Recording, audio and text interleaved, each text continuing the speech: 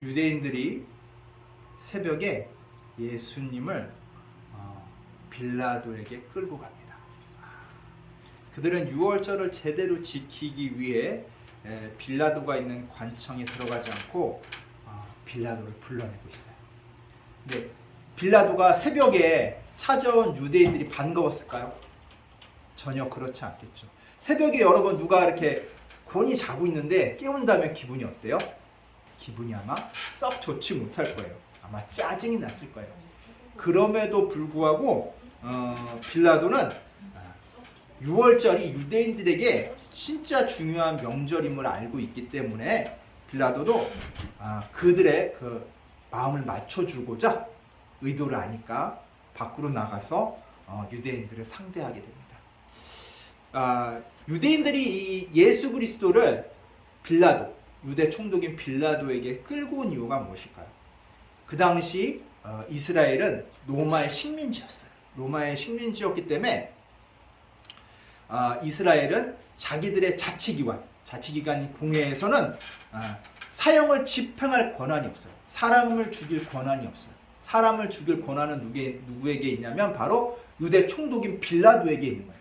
로마에게 있기 때문에 그들은 재판을 할 수 있었는데 어떤 재판만 가능했냐면 그들이 갖고 있는 종교, 즉 유대교와 관습에 대한 것만, 유대인 관습에 대한 것만 재판이 가능하지 사람을 죽일 수 있는 그런 형사적인 재판은 가능하지 않았어요. 그래서 그들은 빌라도에게 그러면 예수를 고발을 하는데 예수님은 뭐 때문에 그들에게 잡혀온 거죠? 사실은 그들의 관습법을 어겨서 잡혀온 거예요. 하나님의 아들이라고 얘기했기 때문에 종교적인 문제지 전혀 로마법이랑 관련 없는데 로마의 관청에 고발을 했으니까 죄를 만들어내야 되잖아요. 그래서 그들은 얼토당토 않게 뭐라고 하냐면 유대인이라 왕이라고 했다. 예수가 자기를 유대인의 왕이라고 했으니까 잡아가라.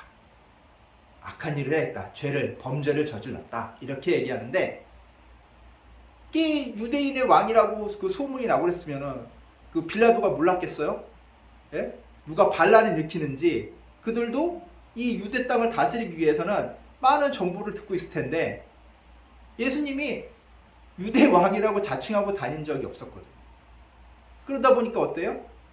말도 안 되는 얘기인지 알아요. 예수님이 왜 끌려왔는지 이미 누구는 알고 있어요? 유대 총독인 빌라도는 알고 있어요. 그래서 뭐라고 얘기하냐면 31절에 이렇게 얘기해요. 빌라도가 이르되 너희가 그를 데려다가 너희 법대로 재판하라.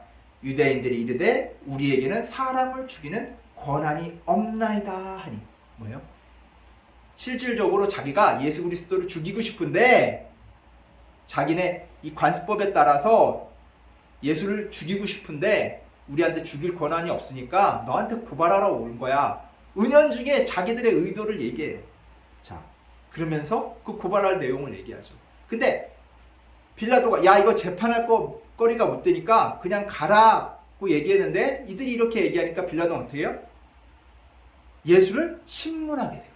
이게 왜 이렇게 됐냐면 예수님이 말씀하신 그 예언을 이루기 위해서. 예수님이 어떻게 돼요? 내가 공중에 들리리라고 했잖아요. 십자가에 매달려서 돌아가실 것을 예언을 했기 때문에 이렇게 나옵니다. 그래서 32절에 어떻게 나오냐면 이는 자기가 어떠한 죽음을 죽을 것이라를 가리켜 하신 말씀을 응답받게 하려고 하였다라고 얘기가 나와요. 그렇다면 이 빌라도가 예수님한테 한 질문들이 있어요. 그럼 우리가 그 질문들을 한번 살펴보도록 하겠습니다. 첫 번째 33절에 뭐라고 그러냐면 내가 유대인의 왕이냐? 라고 물어요. 이건 뭐예요? 유대인들이 예수님을 고발한 그 죄명이에요. 너 유대인의 왕 맞아? 라고 얘기하니까 예수님이 뭐라고 대답을 하시냐면 34절에 내가 스스로 한 말이냐? 빌라도 네가 너의 정보망을 통해 네 스스로 그 정보를 듣고 나한테 한 말이냐? 아니면 나를 고발한 사람들, 그 사람들이 너한테 한 말을 네가 다시금 얘기하는 것이냐? 라고 얘기해요. 오히려 반문을 해요. 이건 무슨 얘기냐면은 빌라도 너가 내가 이제부터 하는 얘기를 듣고 너 스스로 한번 판단해봐라. 네가 정말 주관적으로 이렇게 하지 말고 진짜 객관적인 정보를, 나에 대한 정보를 나한테서 듣고 한번 올바르게 한번 판단을 해보라는 거예요. 스스로 한번 판단을 해보라는 거예요. 그래서 두 번째 빌라도가 질문을 던집니다. 35절에 나오는데 내가 무엇을 하였느냐? 그건 뭐냐면 너 무슨 일 했어? 예수님한테 직접적으로 물어보는 거예요. 야, 내가 정복마를 통해서 듣긴 했지만 너 무슨 일 했어? 네 입으로 한번 얘기해봐. 응? 근데 이건 뭐예요? 무슨 뜻도 갖고 있냐면 너 왕으로서 무슨 일 했어? 라는 의미도 갖고 있는 거야. 너 유대인의 왕이라고 고발이 들어왔는데 네가 왕으로서 무슨 일을 했어? 라고 물어보는 거예요. 그렇다면 예수님이 어떻게 대답해요? 내가 무슨 일 했어? 라고 얘기를 해야 되잖아요. 난 이런 일은 했어. 사람도 고치고 사람들 먹이기도 하고 말씀 전하고 이런 일을 했어 라고 얘기해야 되는데 예수님은 전혀 엉뚱하게 얘기하세요. 36절 한번 볼까요? 36절 같이 한번 읽어보도록 하겠습니다.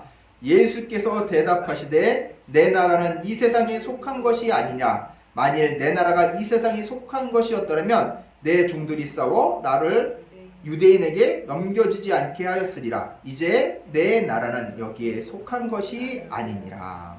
아멘. 뭐라고요? 내 나라는 속했다 안 속했다? 안 속했다는 거예요. 이 세상에 속하지 않았다는 거예요. 세상에 속하지 않았다는 거예요. 이게 뭐냐면 우문현답이에요. 어리석인 질문을 했는데 아주 현명한 답을 했다는 얘기예요. 그러니까 한 차원 지금 그냥 빌라도가 한 대답에 대해서 단편적으로 답을 주는 것이 아니라 빌라도가 생각할 수 있게끔 답을 준 거예요. 그게 뭐냐면 세상 사람들이 왕으로 생각하는 권력을 휘두르지 않았다는 거예요. 내가 이 세상에 속하지 않았다는 건 뭐냐면 내 나라가 이 세상에 속하지 않았다는 것은 내 나라 병사들이 있었으면 나를 유대인한테 넘겨줬겠냐는 거예요. 이 대제장들한테 넘겨줬겠냐는 거예요. 그 뭐야? 왕이 있으면 자기 병사들 있고 자기 호위하는 호위무사도 있으니까 그들과 싸워서 나를 지켰을 건데 난 왕으로서 그런 권력을 행사하지 않았다. 기타 어느 그것뿐만 아니라 다른 가장 중요한 나의 일신상의 문제뿐만 아니라 다른 모든 일도 이 세상에 있는 왕같이 그런 권력을 행사하지 않았다는 거예요. 휘두르지 않았다는 거예요. 그래서 세상에 속해 있지 않았기 때문에 만약에 세상에 속해 있더라면 내가 잡혀가지 않았을 거라고 그 증거까지 딱 제시를 하는 거예요. 자, 그래서 이 빌라도가 이 얘기를 딱 들어보니까 왕인 거는 같아. 응? 왕인 건 같은데 뭔가 잘 모르겠으니까 내가 왕이 아니냐. 내가 왕이 아니냐라고 다시금 질문을 해요. 그래서 예수님이 뭐라고 대답하세요? 37절에 나는 뭐다? 왕이다. 그래, 네 말이 맞다. 나 왕이다. 어? 왕으로서 내가 한 일은 이제 뭐라고요? 내가 뭘 했냐고 두 번째 질문했죠? 그거에 대한 답이 이제 나오는 거예요. 왕으로서 내가 한 일은 진리에 대해서 증언을 하러 왔다.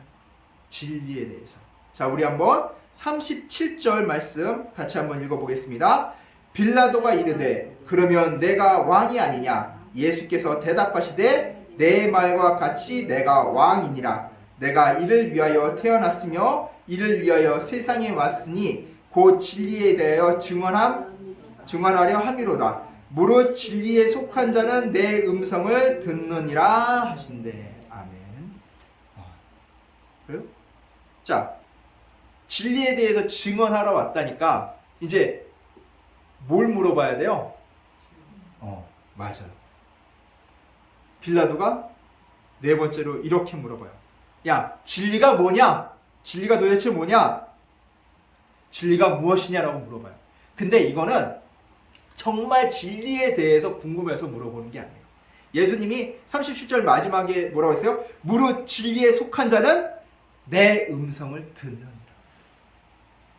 빌라도는 진리에 속했을까요? 진리에 속하지 않은 자였기 때문에 그 음성에 듣고 싶지 않은 거예요. 그럼 뭐냐면 이 진리가 뭐냐고 얘기한 거는 이런 뜻을 내포하고 있는 거예요. 야, 진리가 도대체 뭔데? 이 난리를 부리는 거야. 이 새벽에. 진리가 도대체 뭔데? 응? 이건 마치 예수님한테 뭐 한 질문이라기보다는 한탄하는 한탄. 야, 진리가 도대체 뭐길래 쟤네들도 너도 이렇게 못 난리를 치는 거야. 이 얘기를 하고서 뭐라고 어디로 가요? 자, 유대인들에게 다시 가서 뭐라고 하냐면 예수님한테 아무 죄도 찾지 못했다라고 얘기해요. 그러면서 뭐라고 얘기하냐면 왕으로서 진리에 대해 증언하러 온 이 예수를 야, 예수를 놓아주기 원하냐? 라고 얘기해요. 야, 우리 법에 우리 로마법에 어긋나는 게 없어. 야, 이제 놓아줘도 되잖아. 라고 얘기하는데 이스라엘 사람들 어떻게 해요? 유대인들은? 이 대제사장들은 거부하죠. 아니라고 거부를. 왜? 왜 거부를 할까요? 응? 뭐 하기 위해서? 예수를 죽이려는 목적하에서 여기로 온 거야. 예수를 죽이려는 목적하에서 예수님을 죽이기 위해서 관청에 온 거지, 로마법을 예수님이 진짜 어겼기 때문에 그것을 순수한 마음에서 고발하려고 온 사람들이 아니에요. 예? 그러면서 얘기를 해요. 빌라도가 뭐라고 얘기하냐면 진짜 조건 하나를 딱 걸어요. 내가 6월절에 죄수 한 명 놔주기로 했지. 자, 누구 놔줄까? 그러니까 예수를 놔줄까 이제? 그러니까 그들이 뭐라고 얘기해요? 누굴 놔주라고요? 바나바를 놔주라고. 바나바는 어떤 사람이면 강도라고 나와요. 강도. 성경에 강도라고 나오는데 이 강도인 바나바를 놔달라고 하는데 이 강도라는 그 헬라어는 레스테스라고 하는데 이건 뜻이 뭐냐면 게릴라라는 뜻이에요. 게릴라. 게릴라는 뭐냐면은 진짜 정치범인 거예요. 그래서 마가복음 15장 7절에 이렇게 뭐라고 나오냐면 밀란을 주도한 사람이라고 나와요. 바나바는. 그 뭐예요? 진짜 정치범이야. 로마 입장에서 볼 때는 이 사람은 어떤 사람이야? 죽여야 될 사람이야. 진짜 정치범인 거예요. 로마 입장에서는 반역죄를 저지른 진짜 죄인인데 오히려 이 죄인을 놔달라고 한 거예요. 그럼 뭐예요? 로마에 반역한 사람을 진짜 잡기 원하는 것이 아니라 오히려 로마에 반역한 사람, 이렇게 정치 활동을 하고 게릴라 활동을 벌인 사람을 오히려 놔달라고 한 건 뭐예요? 이들 마음속에는 로마에 충성하고 싶은 마음이 없는 거예요. 오히려 반란을 일으키고 싶은 마음이 그들 은연중에 있는 거예요. 근데 그들의 예수님을 고발한 그건 뭐예요? 예수님을 반역죄로 고발한 거잖아요. 예수님이 자칭 왕으로라고 했다. 자, 로마에서 볼 때 왕은 누구나 될 수 있는 것이 아니라 자기 나라에서 내가 왕이다 하고 되는 게 아니라 로마가 지배한 식민지에서는 본분왕이라고 로마 황제가 왕으로 임명을 해요. 그래서 그 일정 지역을 다스릴 수 있게 하는 거예요. 그러면 로마에 충성을 바치는 사람들에 한해서 왕으로 그 임명을 하는 거예요. 헤로드 왕이 그런 사람이었어요. 근데 예수님은 뭐 로마 황제한테 뭐 받은 게 없잖아요. 응? 왕으로 임명받은 게 없으니까 그것을 빌미로 해서 고발을 한 거란 말이에요. 네? 그러면 어떻게 해요?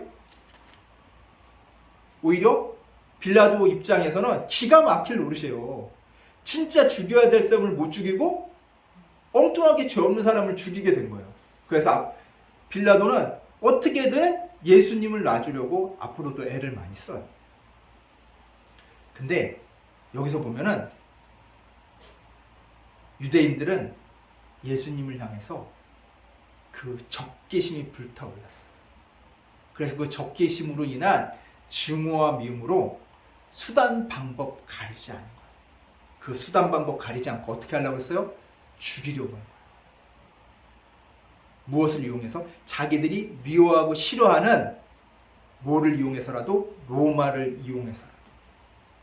적과의 동침도 가능한 거예요. 적과 손잡는 것도 가능한 거예요. 누구를 죽이기 위해서? 자기의 눈의 가시 같은 예수 그리스도를 죽이기 위해서.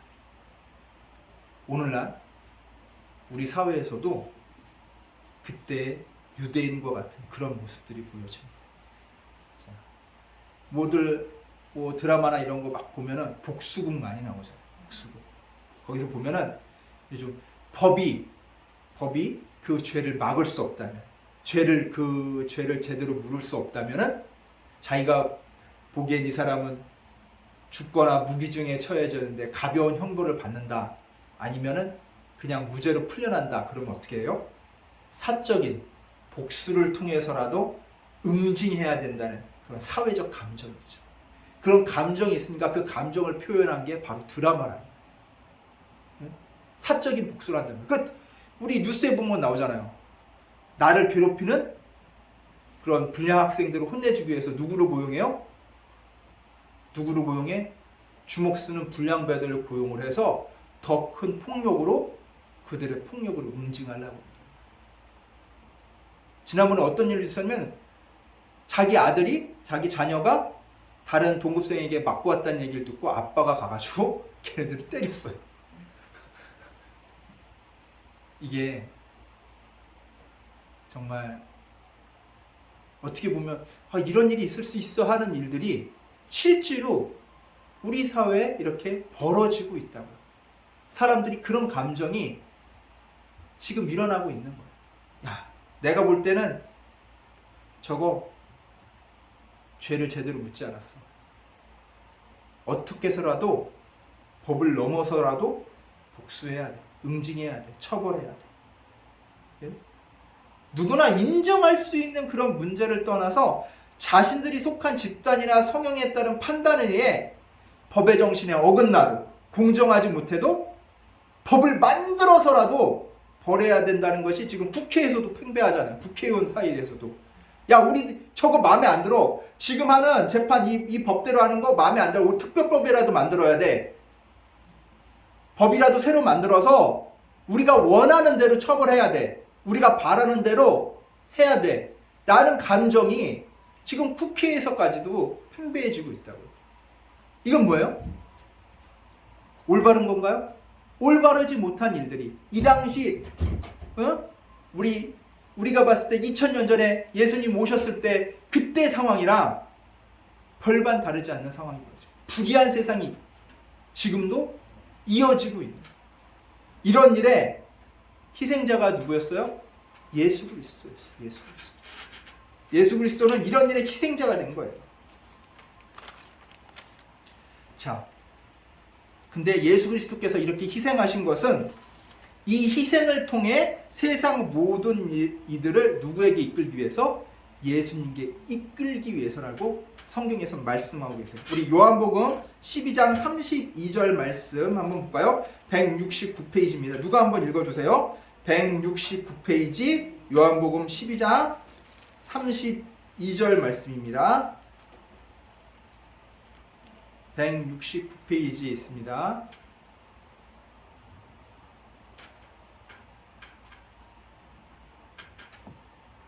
내가 땅에서 들리면 모든 사람을 내게로 이끌리니라 하시니. 아멘.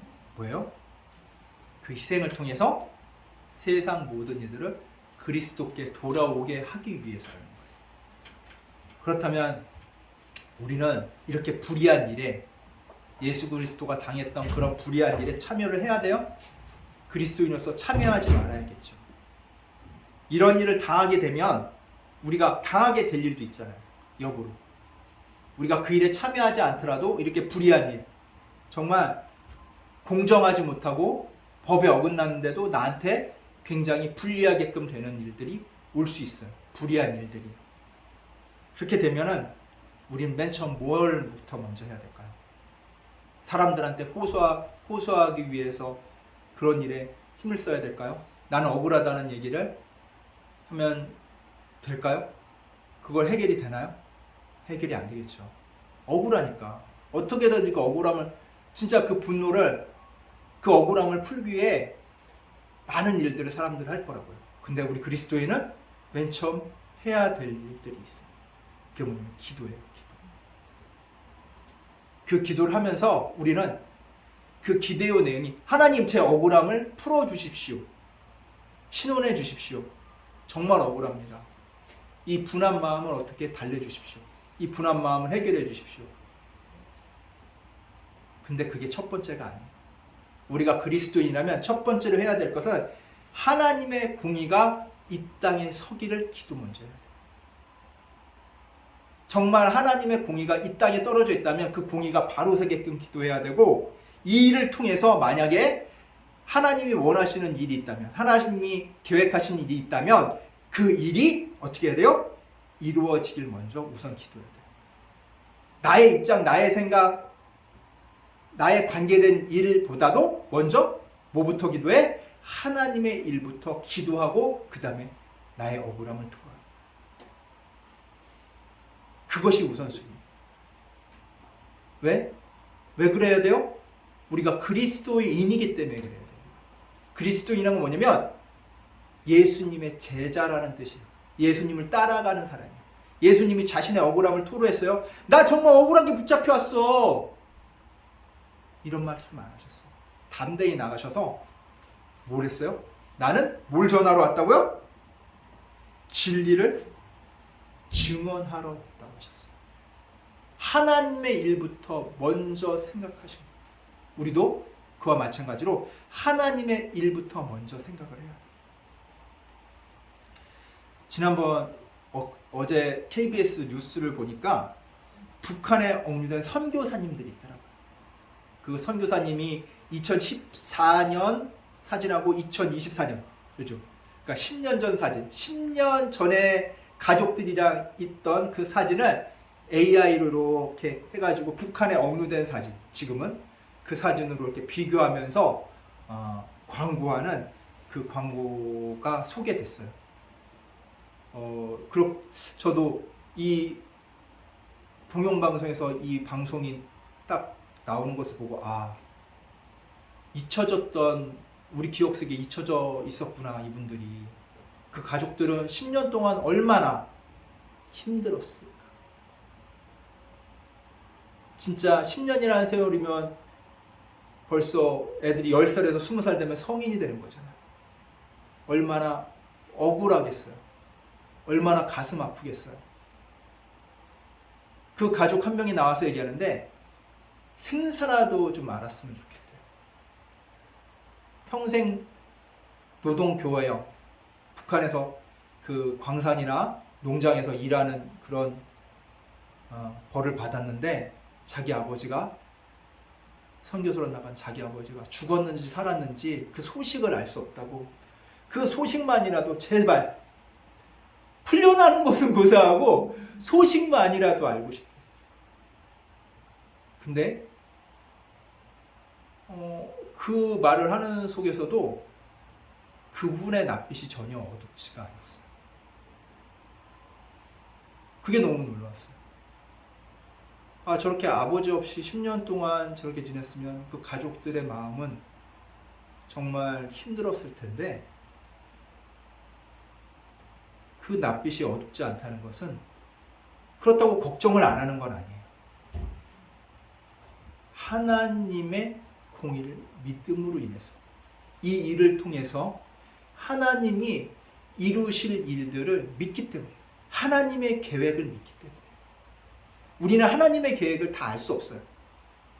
하나님 계획이 어디까지 되시는지를, 하나님이 무엇을 계획하시는지를 우리는 정확히 몰라요. 다만 그 뜻이 선함에 있다는 것만 알아요. 그 선함의 그 계획 안에 내가 포함되어 있다면 나 역시 그 선한 도구로 사용되어져 가기 때문에 믿고 맡길 수 있다는 거예요. 비록 내 부모나 형제가 지금 누란지 형편에, 지금 자신의 아버지가 선교사 일을 하다가 북한에 끌려갔는데 그 생사를 모를지라도 그 마음에는 아버지를 통해서 하나님께서 만들어 가실 일을 믿고 있는 거예요. 그 일은 알 수 없어도. 우리 믿는 자들은 그런 마음을 가져야 돼요. 내가 불의한 일을 당했다? 내가 억울한 일을 당했다. 세상에 대한 원망이 쌓여요. 그것을 넘어서 또 누구에 대한 원망이 쌓여요? 하나님에 대한 원망이 쌓여요. 하나님, 나를 어떻게 이렇게 하셨습니까? 하나님 왜 그러세요? 도대체 왜? 그리고 그런 불행에 이제는 하나님을 뭐하는 지경까지 가는 사람들이 있냐면, 외면하는 세상에 신은 없어. 하나님 없어. 하나님은 있더라도 공의하신 분이 아니에요. 하나님이 정말 계셨더라면 하나님을 그렇게 믿고 따르는 나나 내 가족이나 내 형제나 나의 사랑하는 사람을 이렇게 두지 않아 라고 생각하게 된다. 근데 지난번 설교에 뭐라고 했어요? 우리가 삶의 변화를 깨달아야 된다고 했죠. 눈에 보이는 삶의 변화뿐만 아니라 그 변화를 넘어서서 무슨 변화를 깨달아야 돼요? 영적인 삶의 변화를 깨달아야 돼요. 다른 사람이 볼 때 그냥 똑같아 보이지만 내 안에 그런 영적인 변화, 하나님 만나고 나서의 그 삶이 하나님 만나기 전 삶으로 돌아갈 수 없는 사람은 하나님을 버리지 않는다고 했어요. 하나님을 거부하지 않는다고 했어요. 하나님을 부인하지 않는다고 했어요. 그 하나님을 영적으로 내가 그 변화된 삶을 깨닫지 못하면 나에게 어려움과 고난과 고통이 다가올 때 베드로처럼 어떻게 돼요? 하나님을 부인하게 된다고 했어요. 우리가 중요한 건 뭐예요? 나의 영적인 삶의 변화를 깨달아야 돼요. 그 바탕이 됐을 때 담대히 우리가 예수 그리스도의 마음을 본받아 나아갈 수 있는. 왜? 나에게 돌아가고 싶지 않으니까. 지금 내가 어떠한 일을 당하고 겪고 있더라도 내가 예수 그리스도를 모르기 전 삶으로 돌아갈 수 없습니다. 돌아가기 싫으니까. 언제나 우리는 이것을 기억했으면 좋겠어요. 우리가 나아가야 할 방향은 누가 결정하신다고요? 하나님이 결정하십니다. 그 길을 이끄시는 분은 하나님. 내가 어떤 일을 하든지 어떤 생각을 하든지 이 길의 끝에는 누가 계세요? 주님이 계세요. 그리고 이 길을 가는 내 손에는 누가 잡고 계세요? 우리 주님이 붙잡고 계세요. 그리고 내가 그 손을 놓쳤더라도 내 마음속에서 누가 그 길을 다시금 갈 수 있게 인도하세요? 성령. 언제나 늘 우리는 혼자가 아니에요. 혼자인 삶이 아니에요. 누가 같이 있는 삶이에요? 네, 맞아요. 우리 주님과 예수님과 우리 성령님과 같이 있는 삶이에요. 근데 그 같이 있는 삶이 뭘로 잃어버릴 수 있다고? 적개심, 분노와 증오로 귀 막고 눈 막고 내가 원하는 방향으로 가는 것이 누구를 위한 일이라고 생각할 수 있어요? 하나님을 위한 일이라고 생각할 수 있다. 우리는 그걸 가장 경계해야 돼요. 마귀는요, 광명의 천사의 모습으로 도와요. 내가 하는 일이 내 의지대로 내가 보기에 하나님을 위하는 일인 것처럼 만들어요. 그 일로 나가게끔 해요. 그러면서 나를 조종하는 거예요. 어떻게? 악의 도구로 쓰여지게끔 조종하는 거예요. 그래서 우리는 말씀과 기도를 놓으면 안 돼요. 내가 불안하면 기도하세요. 내가 걱정되면 기도하세요. 내가 기뻐도 기도하세요. 그리고 내가 흔들릴 것 같으면 뭐 해야 돼요? 말씀을 보세요. 기도에도 흔들리는 마음이 계속된다면 말씀을 통해서 성령님의 그 음성에 귀 기울일 수 있는 나의 모습을 만드세요.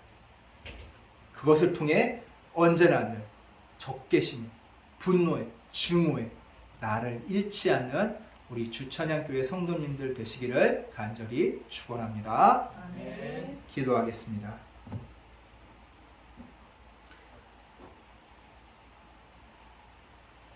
하나님 아버지 감사합니다.